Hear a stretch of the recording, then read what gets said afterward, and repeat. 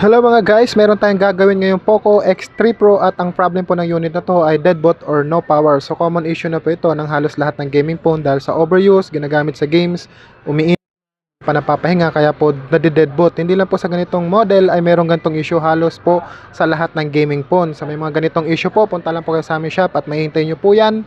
Pwede nyo pong panoorin habang ginagawa po namin. So ang solution po nito ay rebolling CPU and RAM lang po. At sa mga malalayo naman po, pwede nyo pong ipadala sa amin via LBC. PM lang po kayo sa aming Facebook page at magbibigay po kami ng exact details kung saan nyo po ipapadala ang unit at kung saan nyo po kami pupuntahan. And meron rin po kaming mga tutorial sa pagre-repair ng mga ganitong cellphone at naka-upload po sa aming YouTube channel na Gadget Site. Panoorin nyo na lang po ang aming mga tutorial nito dahil yun po ang actual na paggawa ng mga ganitong mga deadboot. So yun lang mga ma'am and sir. Poco X3 Pro deadboot problem repair successfully. Thank you and good day to all of you.